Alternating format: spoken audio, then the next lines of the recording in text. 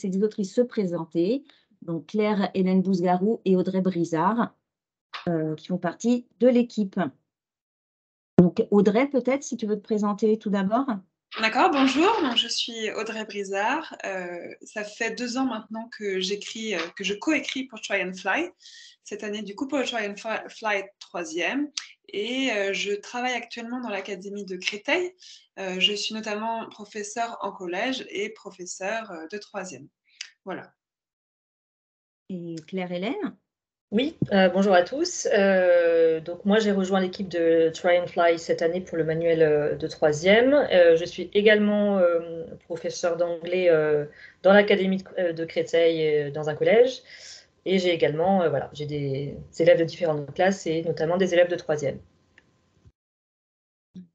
Donc, alors, on va pouvoir commencer. Donc, comme on a dit, il s'agit de présenter le Try and Fly, le manuel et toute la collection Try and Fly, en particulier le 3e. Et donc, comment consolider les acquis culturels et linguistiques en anglais avant l'entrée au lycée, c'est le thème de cette année. Donc, dans ce thème, en fait, vous parlez de consolider les acquis culturels avant l'entrée au lycée. Et dites-nous en quoi Try and Fly donc, permet une ouverture culturelle, large, d'après vous. En fait, les élèves ont déjà acquis des connaissances culturelles au cours du cycle 3 et en début de cycle 4. Mais en 3e, on a voulu essayer d'aller un peu plus loin. Et l'idée, c'était vraiment d'aller au-delà des stéréotypes que les élèves peuvent avoir parfois sur certains sujets, tous les élèves, quels que soient les établissements. Alors, dès la première unité du manuel, United Colors of Great Britain, on a décidé de questionner l'identité culturelle britannique à travers l'art, mais aussi le sport. Et on cherche à voir ce qui est en train de bouger. On a essayé voilà, l'identité culturelle britannique, elle n'est pas figée, donc on essaye de voir ce qui est en train de changer et de faire en sorte que les élèves se posent des questions sur les stéréotypes, sur ce que c'est d'être britannique, et de voir, d'aller au-delà des clichés qu'ils pouvaient éventuellement avoir dessus. Ou également dans l'unité, la deuxième unité, The Power to Overcome, où on prend un thème qui est déjà connu des élèves, les super-héros, qui a pu être abordé éventuellement dès la 6e.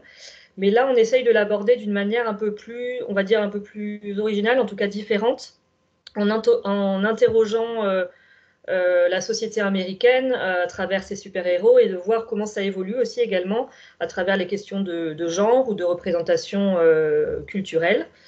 Voilà, donc c'est dans l'ensemble des séquences, on essaye de prendre les choses d'une manière un petit peu différente.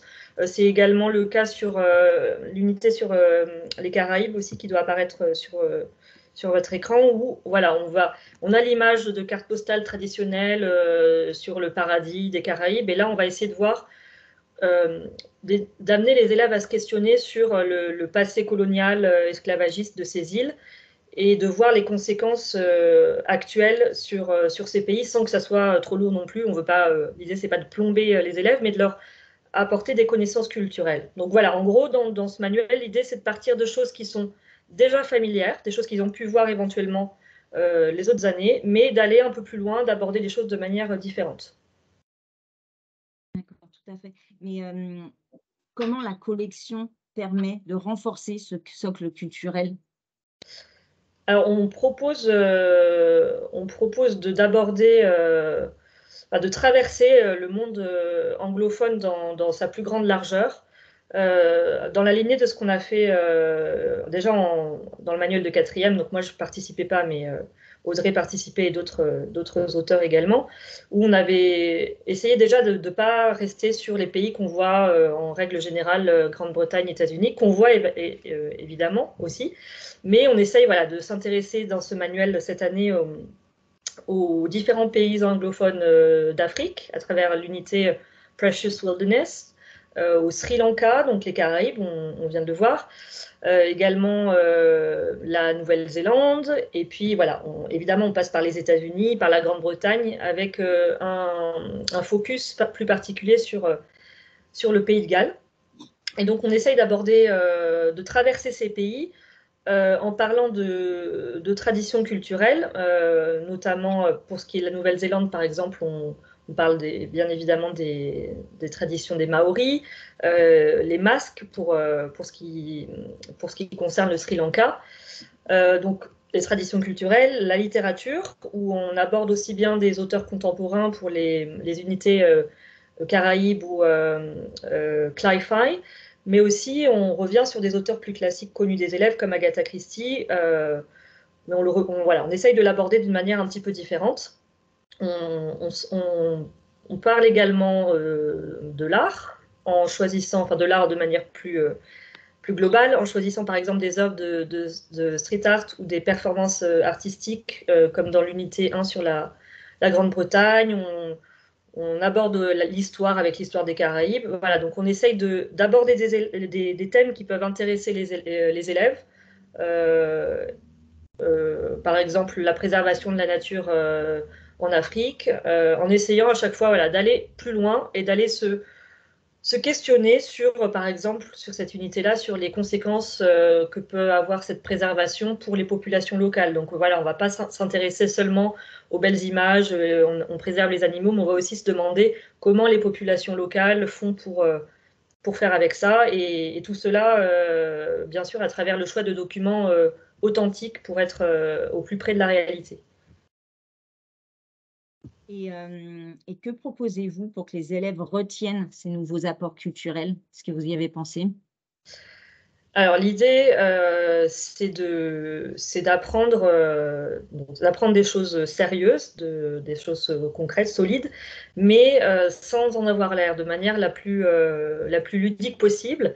L'idée, c'est d'apprendre sans forcément s'en rendre compte. On y a pensé, on propose plusieurs jeux dans le manuel. Notamment pour les stopovers, où par exemple on aborde les légendes celtiques, ou bien la littérature avec Mort sur le Nil d'Agatha Christie, ou bien la tradition des masques au Sri Lanka. Et nous proposons également, pour que les élèves puissent aussi s'approprier un petit... Pardon ? Je montre juste à l'écran pour illustrer un peu tes propos. Alors, les jeux, l'apport culturel par les jeux, donc avec en préunité le bingo des séries, et comme tu disais donc précédemment avec les escape games, les unités de stopover avec les jeux qui sont à l'intérieur, les escape games, en tout cas des jeux différents, pas que les escape games, on a 3 types de jeux différents que je montre. Voilà, excuse-moi. Voilà. Oui, tout à fait. Je te laisse reprendre. C'est bien que tu précises. Donc oui, effectivement, on a ces supports ludiques et on a aussi le support des Geniali. On a développé des Geniali où les élèves peuvent reprendre les différents points grammaticaux et également jouer voilà, à travers ce support numérique. Donc voilà, l'idée c'est d'aborder du contenu solide, mais sans le faire de manière frontale, ou en tout cas le moins possible. D'accord, très bien. Alors, toujours dans le thème, vous parliez de compétences linguistiques, de socle linguistique à acquérir avant l'entrée en seconde. Et quels sont donc par rapport à ces compétences linguistiques, quels sont les outils que vous proposez pour la renforcer? Alors, pour renforcer ces compétences linguistiques, on a décidé de choisir 3 axes, les axes principaux, notamment tout d'abord l'axe lexical, comme vous pouvez le voir ici. Donc en fait, chaque unité propose une page complète de vocabulaire. Lorsque ce sont des unités courtes, c'est une demi-page. Voilà, donc ça, c'est le vocabulaire qui va être nécessaire aux élèves pour mener à bien leur tâche finale, pouvoir comprendre facilement les documents ou encore les répondre aux questions ou analyser ces documents. Donc le vocabulaire est toujours divisé en différentes catégories. Donc par exemple ici dans Singing America, on va avoir une catégorie musique, une catégorie heritage puisqu'on parle de l'influence de la musique sur les États-Unis, etc. Avec cette page de vocabulaire s'accompagne toujours une série d'exercices qu'on veut toujours ludiques, une fois de plus. Donc on va les retrouver dans la partie Make It Fun que vous voyez sur la page de droite. On va aussi en retrouver plusieurs dans le manuel, dans le workbook. Et en plus de ça, on va aussi proposer aux élèves de flasher le QR code que vous pouvez voir en bas de la page vocabulary, excusez-moi, donc de le flasher pour pouvoir apprendre leur vocabulaire par ces flashcards. Ensuite, on a choisi l'axe phonologique et phonétique. Donc la phonétique, vous la retrouvez dans le Make It Sound, qui vient juste de disparaître. Dans le Make It Sound, on retrouve ici donc à chaque fois une partie phonétique avec des sons qui sont visés et des exercices ludiques. Ensuite, on va avoir une partie Say It Loud, voilà, qu'on va voir apparaître.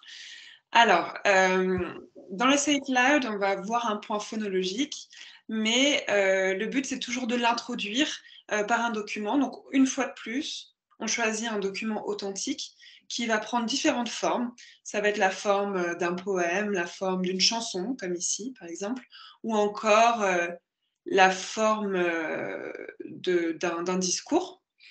Et on aura toujours une question qui portera sur un point phonologique et ensuite on s'intéressera dans un encadré qui s'appelle phonologie à ce point et une fois de plus on aura des petits exercices dessus. Et enfin le dernier axe essentiel c'est l'axe grammatical. Alors, voilà. Donc, pour chaque longue unité, on propose à chaque fois une double page de grammaire avec des iconographies, des leçons que vous voyez en encadré, des exercices. Et on propose aussi des Geniali, comme l'a rappelé tout à l'heure Marie-Claire, Claire-Hélène, excuse-moi, Claire-Hélène, où là, une fois de plus, les élèves peuvent flasher leur QR code voilà, et peuvent faire des jeux ludiques. Et juste un petit point sur effectivement le Geniali dont tu parlais. Alors moi, j'avais une petite question parce que là, on a vu un peu tous les outils proposés par la collection Try and Fly, mais est-ce que vous avez pensé aux élèves qui ne sont pas au niveau en début de troisième, en fait, à ceux qui n'ont pas acquis les bases? Alors oui, sachant qu'on est professeur de troisième, on sait combien ça peut être difficile parfois de justement garder ses élèves motivés. Alors on fait différentes propositions, notamment pour le lexique. On va avoir en fait un lexique qui est toujours divisé en 3 catégories. On commence par du vocabulaire qui se veut facile de compréhension, facile d'apprentissage et dont les mots sont transparents. Donc ça, ce sont des mots vraiment que les élèves, notamment en difficulté, peuvent facilement s'approprier. Ensuite, on va proposer une série de mots qu'on va expliquer par des synonymes. Donc, une fois de plus, ça peut faciliter la compréhension, mais ça peut aussi permettre aux élèves en difficulté de faire un choix, en fait, dans leur vocabulaire, de choisir un mot plutôt que l'autre, en fonction de celui qui lui parle le plus. Et en même temps, ça peut aussi nourrir le vocabulaire de ceux qui sont déjà en facilité. Et enfin, on a une dernière catégorie où cette fois-ci, on traduit le mot. Alors, ensuite, pour la grammaire... Ah oui, alors, donc, les flashcards dont je vous ai parlé tout à l'heure. Oui, qui permet effectivement aussi une autre façon. Ouais. Voilà, qui permet aux élèves d'apprendre leur vocabulaire d'une façon peut-être un peu moins frontale, un peu plus ludique. Donc, une fois de plus, ça permet aussi aux élèves de travailler de manière différente et de s'adapter aux différentes mémoires des élèves. Juste sur les flashcards, il y a certains mots qu'ils peuvent également écouter. Donc, on a choisi les mots un peu plus compliqués en prononciation et peuvent les entendre. Donc,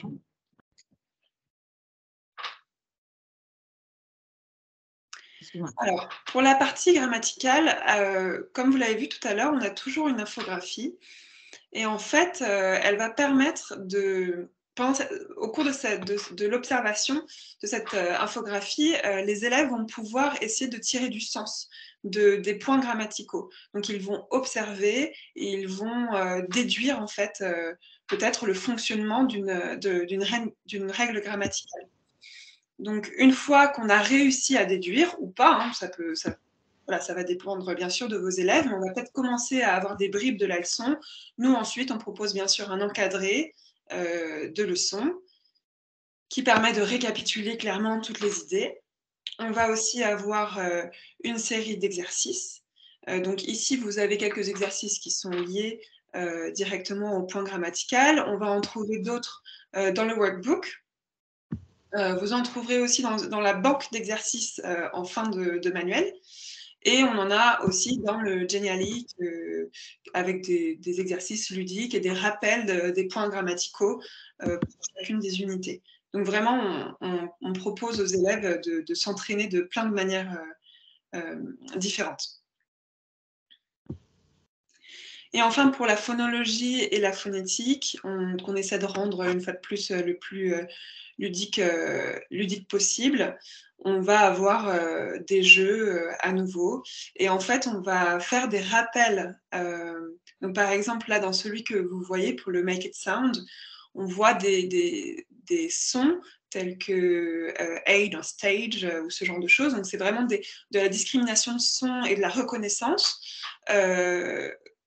Mais qui parfois en fait sont des révisions pour les élèves. Donc ça va permettre de consolider les bases ou les connaissances, mais ça va permettre aussi de rattacher en fait certains élèves qui sont perdus par rapport à la prononciation. Donc on va pouvoir reprendre quelques bases et parfois aller plus loin.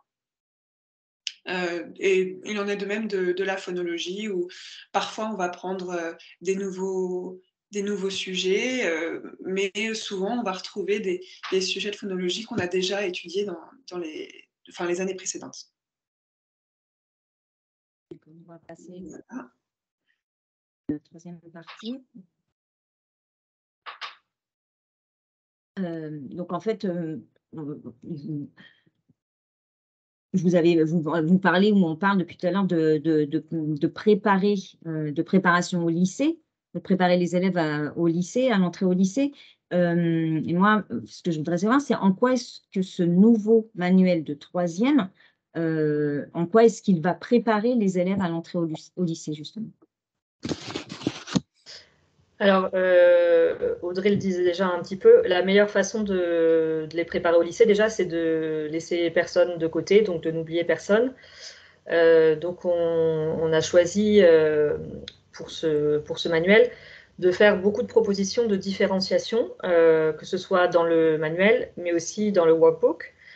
Alors, l'idée, c'est pas de faire un nivellement par le bas ou par le haut, mais bien de permettre aux professeurs de s'adapter au niveau de tous les élèves, parce qu'on s'adresse à... voilà, nous, on est dans l'académie de Créteil, il y a d'autres professeurs qui sont dans d'autres académies, et au sein de chaque académie, il y a des différences. Au sein de chaque établissement, il y a des différences entre tous les élèves, on le sait tous. Et donc voilà, pour nous, c'était très important de pouvoir proposer des choses différentes et que chaque professeur puisse se saisir de ça et chaque élève aussi, chez lui, puisse faire en fonction de son niveau. Donc dans le manuel, la différenciation, elle apparaît à chaque fois. Il y a un petit tampon qui apparaît.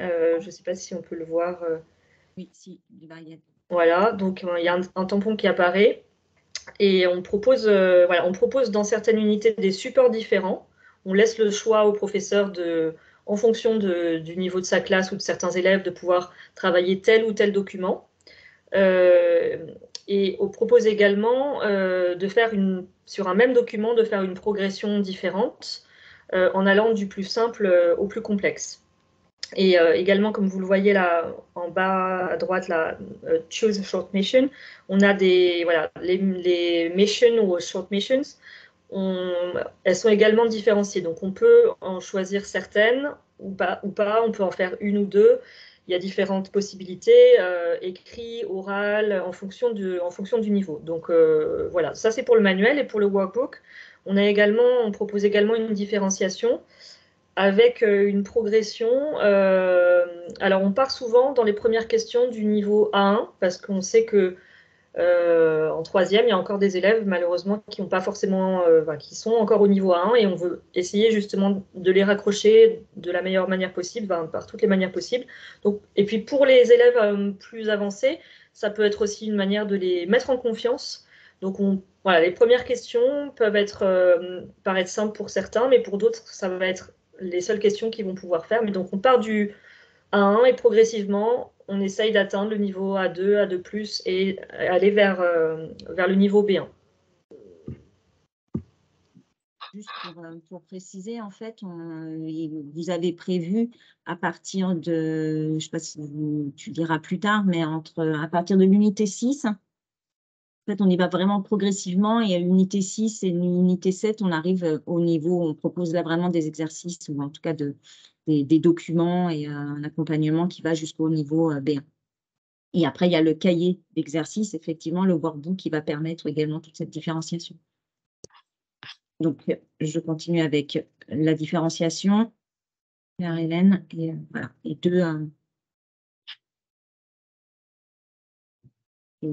et les pages, en fait, dans le manuel, les pages de mission, de fin, qui proposent également, vous avez prévu 2 missions différentes. C'est bien ça? Oui, tout à fait. À chaque fois, on a prévu 2 missions. Donc, qui peuvent être faites, les professeurs peuvent choisir de faire soit l'une, soit l'autre, soit les deux. Elles sont complémentaires. En général, il y en a une qui est peut-être plus accessible pour certains élèves. Donc, voilà, elles peuvent être faites en complément, elles peuvent être faites par les élèves. C'est au professeur vraiment après de se saisir. On a choisi de laisser un maximum de possibilités parce qu'on sait que les niveaux peuvent vraiment varier d'un établissement à un autre, d'une région à une autre et au sein même d'un établissement. Puis on est bien sûr toujours sur des missions actionnelles avec ils doivent réaliser des tâches, des actions pour les 2 missions qui sont différentes. Donc on voit là, on peut voir on propose à chaque fois 2 missions de types différents au niveau des compétences. Donc avec une mission à réaliser à l'écrit et une à l'oral ou en interaction. Ou en tout cas 2 missions différentes à chaque fois pour toutes les missions. Voilà. Et puis, donc on a dit que l'idée, c'était la différenciation pour ramener tous les élèves au même niveau. Et donc, on vous proposait la différenciation, mais également de construire des automatismes. Oui, parce que pour les préparer efficacement au passage au lycée, l'idée, c'est de faire en sorte que petit à petit, ils soient prêts pour pouvoir affronter les exigences du lycée. Donc, on le fait notamment à travers les problématiques qui sont présentes au sein de chaque séquence. Je ne sais pas si on peut en voir certaines. Si, je suis en train de les montrer là. Je montre celle de l'unité 1 et celle de l'unité 7. Alors, donc voilà, on met une problématique à chaque fois pour faire en sorte que les élèves se mettent dans cette position, ce questionnement permanent. Donc là, pour l'unité 1, how is multiculturalism part of Britain identity, ou how does fiction reflect youth concern for the climate? Donc on essaye vraiment de faire en sorte que les élèves aillent plus loin et se posent des questions qui se poseront au lycée. Et donc, on essaye également de travailler sur des stratégies. Donc ça, c'est peut-être, ça apparaît aussi, les pages stratégies. Oui, tout à fait. Donc voilà, les problématiques, c'est les amener à problématiser les choses, à dépasser l'évidence, comme on le disait en début, d'aller au-delà des clichés, des apparences. Et là, le fait de mettre en place des stratégies, donc à travers des fiches, différentes fiches, on essaye de leur donner des clés, des outils. Alors c'est un petit peu long à apparaître. Alors, là, pour l'instant, on a à l'écran, a priori, il doit y avoir la première fiche qui est comprendre un document iconographique. Ah oui, pardon. Moi, ça... Oui, donc voilà, l'idée, c'est de leur donner des outils pour qu'ils puissent aller plus loin. Donc, à travers ces fiches, l'idée, c'est de les autonomiser de plus en plus. On leur donne des outils et on les aide, on les accompagne avec l'idée que quand ils seront au lycée, ils auront acquis suffisamment de méthodes de travail pour pouvoir travailler en autonomie et faire face aux exigences du lycée. Et donc là, ces fiches méthodes, c'est des fiches auxquelles ils peuvent se référer et voilà, qui leur permettront d'arriver le plus armés possible pour la classe de seconde. Donc, il y a 6 fiches stratégie. La première, c'est comprendre un document iconographique. Ces fiches étaient également présentes sur le manuel, en tout cas le manuel de 4e. Elles ont été adaptées pour le 3e, bien sûr. Donc, on a également s'exprimer ou échanger à l'oral. On a une 3e fiche qui est réussie. Enfin, je ne les ai pas toutes mises, mais en tout cas, par rapport à l'année dernière, au niveau au manuel de 4e, il y a cette nouvelle fiche qui s'appelle réussir le test de positionnement en anglais qu'on a ajouté. Donc, je pense que l'une des autrices en parlera plus tard de ce test de positionnement qui fait référence évidemment au test EVA-Langue. Donc, excuse-moi, Claire-Hélène, tu voulais peut-être préciser encore par rapport à l'autonomie des élèves quelque chose? C'est un peu... Non, j'avais rien de particulier à dire de plus, sauf si Audrey veut rajouter quelque chose. Mais voilà, l'idée, c'est vraiment petit à petit, de la début d'année de 3e à la fin de l'année, à travers ce manuel, à travers tout ce qu'on a vu, aller du plus simple au plus difficile, leur donner des outils, les accompagner, donc les guider, mais que petit à petit, justement, ils aient de moins en moins besoin de ce guidage et qu'ils puissent... Voilà, ils ont cet outil-là, ces fiches, pour se rassurer. Et progressivement, l'idée, c'est qu'ils puissent réfléchir de plus en plus par eux-mêmes à travers les problématiques, grâce à ces fiches, et que, arrivés au lycée, ils aient acquis une certaine autonomie. Voilà. Bien, merci beaucoup. Ah oui, sur l'automatisme et sur la construction des automatismes, on avait également les pages workbook. Oui. Que cette année, vous avez voulu précisément, vous avez voulu ajouter ces pages. Là, on a mis, par exemple, un texte. Oui, tout à fait, parce qu'on s'est rendu compte que les élèves étaents parfois un petit peu démunis, notamment pour les compréhensions écrites, et que voilà, ils savent pas forcément, même en 3e, ils n'arrivent pas forcément à savoir ce qu'il faut regarder. Donc, dans le cahier d'exercice, on a souhaité reproduire des textes et les aider à les guider pour faire du repérage et qu'ils puissent savoir un petit peu mieux quoi faire face à un texte, ne pas se sentir perdu et se rassurer.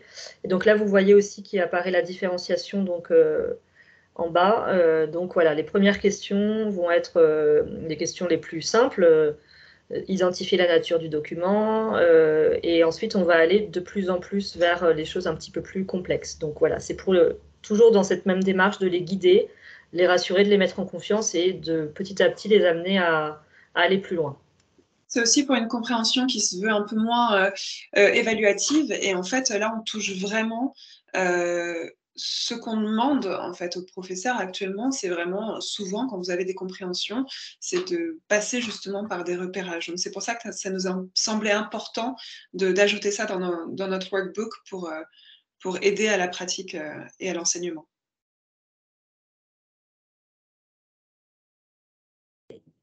On continue? Claire-Hélène, Audrey, j'arrive à l'évaluation maintenant. En fait, comment avez-vous prévu de préparer les élèves aux attendus du CE-CRL? Voilà. Oui, alors on a continué un peu sur la même lancée que le Try and Fly 4e, c'est-à-dire que dans le workbook, à chaque fois, on propose en fin d'unité une double page d'évaluation. Alors, je ne sais pas, moi, je ne la vois pas apparaître. Excusez-moi. Ça y est, normalement, c'est bon. Ok. voilà, où là, on propose de retravailler sur le thème, bien sûr, étudié, chacune des compétences linguistiques. Et on propose une petite grille d'auto-évaluation à la fin. Donc voilà, ça, c'est encore un entraînement pour les élèves. On propose aussi, dans le livre du professeur, pour les enseignants cette fois-ci, on propose des évaluations, donc toujours sur chacune des compétences. Donc là, vous pouvez retrouver de nouveaux documents authentiques que vous pourrez utiliser pour vos évaluations. On a aussi une grille générale, voilà, un bilan de l'unité, que là, l'élève va pouvoir faire lui-même. Donc, qui va reprendre chacun des nouveaux points étudiés au cours de la séquence. Et enfin, on a aussi dans le manuel numérique des entraînements au test Evalang. Donc là, le but, c'est vraiment de mettre les élèves en condition. Donc, on a fait attention à respecter le format imposé par Evalang, et donc d'avoir des questions sur la compréhension orale, des questions sur la compréhension écrite, grammaticale et lexicale, tout en essayant de respecter à peu près le format en fait d'Evalang. Puisque bon, pour l'avoir déjà fait, c'est pas toujours évident pour les élèves, pas pour tous les élèves en tout cas, de comprendre exactement comment ça marche. Donc voilà pourquoi est-ce qu'on a proposé ça, pour pouvoir les former vraiment jusqu'au bout. Très bien, merci beaucoup. Moi, je voulais juste préciser que par rapport aux évaluations qui se trouvent dans le livre du professeur, cette année, on va proposer ces fiches d'évaluation au format 10 également. Voilà, juste une petite précision en passant. Mais je pense qu'on a fait un peu le tour de cette présentation. Peut-être on pourrait juste rajouter, voilà, pardon. je vais juste récapituler un peu peut-être. Dis-moi.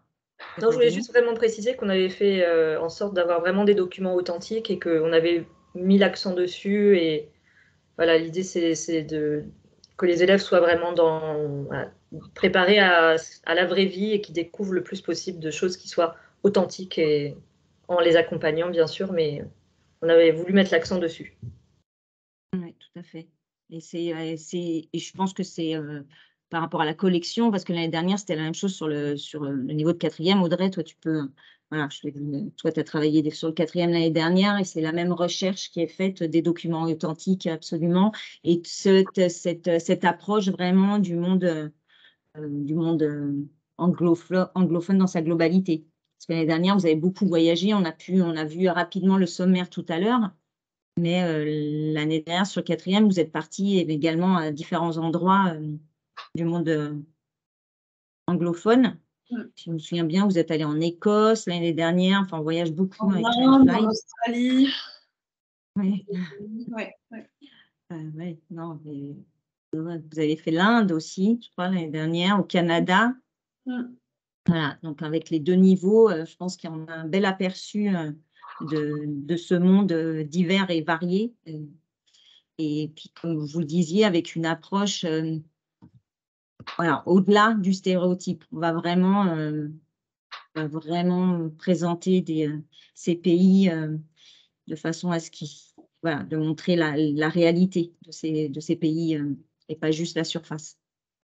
Peut-être un petit mot, parce que là, on arrive, je pense, à la fin de la présentation. Donc, si vous voulez, on peut peut-être, voilà, je ne sais pas, pour faire un petit mot de conclusion sur ce Try and Fly, la collection, ou le Try and Fly 3e. Ou pas. Ou pas, on peut peut-être passer directement aux questions. On espère qu'il vous plaira. Oui, voilà, on a fait en sorte de pouvoir apporter du contenu nouveau aux professeurs, tout en prenant en compte la diversité et les difficultés rencontrées.